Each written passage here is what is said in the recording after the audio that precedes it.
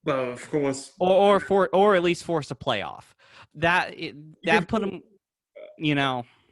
Tiger was barely on the pole. I mean, I don't. Tiger wasn't even anywhere in contention. Was just people just saw that whatever shot he hit, those shots he hit at 12, and everything that could go wrong did so. Yeah, that was. Yeah. I mean, that was worse than. I think that was worse than the low amateur. And Tiger played like a scratch golfer at the local country club. Oh, by the way, did you see Francesco Molinari's tee shot at Pebble today? That was the one of the oddest shots Today, I've ever seen. today. Yes. No, I didn't see the live. I didn't see the. I didn't watch any. I haven't been watching sports today. I've been busy with other other interesting stuff. I'm actually starting another company, so I've been working with that. Ooh, speaking of company, tell us about your current or future plans. Oh well, you know, so yeah, I guess so. I actually am starting a new production company called FrameSync Media with a couple other production friends. And, the thing is that I chose the FrameSync name because, it's a play on, frame syncs inside video switchers. If you don't have frame syncs on inputs with genlocks, you're going to have video feeds. The video field is going to be, you're going to have the bottom on the top and then the top on the bottom of the with a black bar in the middle. And it was kind of a play on that, just just to call the company FrameSync Media. That's very exciting. I'm still maintaining my full-time aviation job as well. So I do aviation mapping and whatnot for mapping for airports and whatnot. So that's my full-time job. I'm going to maintain that while FrameSync gets off the ground. So with COVID and everything happened, how has the aviation mapping changed? Because I'm sure you've seen a lot. It hasn't changed much. When we do our mapping and whatnot, it's for my employer. What we do is we create AMDBs, airport map databases. And as part of those AMDBs, that's all based on satellite. So we take satellite imagery, we take LiDAR imagery, which is all lasers and fun and all that fun stuff. And then we build accurate submeter accurate airport maps that go into the flight decks of aircraft. And that only changes whenever the imagery when the sources change. So once we get new data, we then rectify the data to match the old imagery to make sure that everything is positioned correctly, and then the maintenance team changes it up, and then we ship it off to the customer. Simple as that. So do you think technology is just right and and it's useful, or do you think technology, whether it's an iPhone or GoPros, these laptops can be negative? Uh,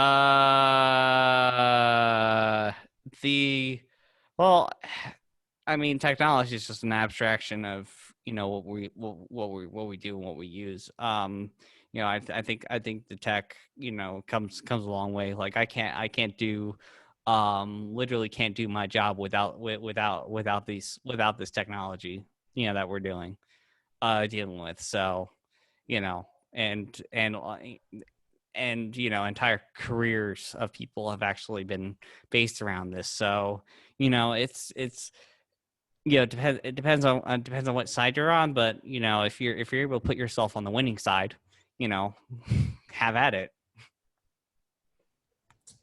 Yeah, and in a way, technology is not leaving. I mean, anyway, it's either you embrace it or you ignore it.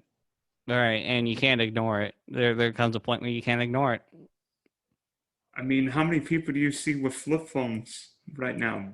Okay, now here's the fun part. They are making flip phones again that are smartphones. So, you can't use flip phones, as an example here. But no, the older population, the senior population definitely uses flip phones. I mean the jitterbug made like billions on that concept of a simple phone. You know, try teaching your grandmother how to use an iPhone. You know what? You know what? My mom still doesn't want me. I've been trying to give my mom an iPad for years, and she doesn't want one. Mm, She I rather mean, look up some. She rather look up her anything on the computer instead of the iPad. that's more of a preference on input device. So rather mouse and keyboard versus just touching a keyboard on a screen and using your finger. That's more of a preference type deal. Yeah, and with I'm iPad, kind of the same way. yeah, just look up my answer on the old computer, right? Yeah. So thank you for hopping on the podcast, Taylor, and I wish you well in your ventures. And we've got to get together. We've got to get together sometime soon. Oh yeah, we do, and I got you get you on some of my shows and whatnot. So Oh, that sounds like fun. Right now, get me on oh these shows. I'll bring yeah. I'll bring I'll bring a few dunks, threes, and 42 and sports tips your way. Yeah. I think I'm gonna be I'm actually doing so at Frame Sync we're gonna be doing some both a some content, like for example um like a couple months ago I did we did streams for Nickelodeon and Bill Nye. Um and then after and then the you know so we're going to still do our white label work, and then and in addition I'm starting up some content, some podcasts, and some actual content under that brand. One of those is going to be it's going to be, I believe I'm going to do a esports production show. So sort of a mix of car talk, where I will have a giant feedback section where I'll be able to answer people's questions and advice. At the same time, some educational topics regarding production and general production news, and talking about where the industry is going. So I'm gonna probably do that. Probably gonna name it the Taylor Broadcast, just because putting my name in broadcasting. Yeah, I'm trying to think. What was your name for all games? Was it Twee? No, I wouldn't make it Tweak. No. No. I the Tweak cast. No. It has to be the Taylor Broadcast. How about the TCAS? No. See, the thing is, the Taylor Broadcast is I'm putting my literal last name into broadcast. So now, So so now the Taylor broadcast and the Big D podcast. What next? It's going to be the Taylor Broad Big D podcast, right? we could probably start a podcast together, but I'm way more production focused, and you're a lot more sports focused. So they're two worlds that are the same, but very they play nice with each other, but it's a completely different. You really can't talk sports. Oh, one thing I wanted to ask you, okay? The Brady and Belichick. Brady, of course, won Super Bowl for The Bucs. the Bucs. Now, what do you think is going to happen with the Patriots? Because there's always been this discussion, and you and I and Mike Stepp have both had. All of us had our conversations in the production truck. Who really carries that team? What do you think now with Patriots getting going to the draft and everything, with 2 years of working with the draft and trying to get new talent, I'm thinking this year we truly look at if it was actually Brady truly pulling the team or if it was Belichick, because I really want to see that dynamic. Who do you think actually pulled the team? Was it Belichick's good coaching, or was it Brady, or was it at the end of the day a combination of the two? Because we saw Brady just move to the Broncos and absolutely the Bucs. Not the Broncos, geez. He moved to the Bucs and brought them to a Super Bowl. Where's your play there? Well, Tom Brady not only won the divorce, but he married a younger, better modern, and went to a better team. I mean, Bill Belichick, when he has not coached Tom Brady, has been an average to a below average coach. Go back to Cleveland, and it's funny, Bill Belichick, you think of him in New England, but until Cleveland beat Pittsburgh, the last time the Browns won a playoff game was Bill Belichick beating the Patriots 26 years ago. And yeah, the 1 year when Matt Castle went 11-5. But I would say Tom Brady is the reason why New England won 6 Super Bowls over 18 years. And as we saw this year, I mean, Cam Newton might be washed up, but the Patriots did not look like the same offense. I mean, I think you could have run a few corner routes or swing patterns for the Pats. Right. Yeah, and looking another great channel. Have you watched the NFL Throwback channel and some of their content? Because they did an entire video, 30 minutes long, of talking about every single weather game in NFL history. And of course, the legendary Tuck Rule game was a winter wonderland of a game at Foxborough Stadium. Yeah, that was So the Tucker game was the last football game at Foxborough Stadium, and the probably old Foxborough Stadium yeah, before that's the lead. they rebuilt it, and the old one's now a parking lot for the new one. Because that's how old stadiums work. It's like, you build the new one right next to it, and then you just tear down the old one and use it for a parking lot. The old stadium becomes a shopping mall. I mean, which old stadiums have done that? I'm trying to think of stadiums that have been shopping malls. I mean, the Orange Bowl is now where Mullins Park is. Yeah. Oh, just a sideline to the viewers, by the way. This is what happens when you get two people on the spectrum together, because here's the thing. Dill, Big D here, said about 10, 15 minutes ago, his little sign off thing, thank you for coming on to the podcast. And we've gone 15 minutes over that. That's okay. That's okay. That's okay. Oh no, it's perfectly fine. It's just welcome to two people on the that have Asperger's. Just be glad I didn't get more people in here. Otherwise, we'd be on all night. Oh my goodness! Oh, imagine if we had Mike in here. Oh, Amanda in here right now. We'd be on here all night. Oh, we would be talking a bunch of football. Oh man, you need to get more people in on the pod. You need to get more people in on a general discussion podcast. That would be fun for you to host. I'm trying to get my Call of Duty friends on the podcast.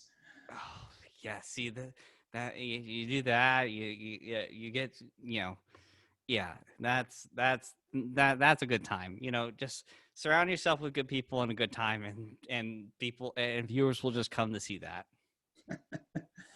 So thanks for hopping on the podcast, Taylor. And before an earthquake or any other scenario happens, Yeah, I'll see you again in Fort Myers when I come down there. Depends when, yeah, you know. I might be in Arizona before long. I mean, you never know. Uh, yeah, you never know. And then when and then if we get a studio, I'll invite you over to our to the our studio and whatnot. is dry heat better than humid than Yes, humidity? yes, 100%. Especially this time because you don't get a humidity. It's 70, but you can run all day. But here, you're running, and 5 minutes later, you're drenched.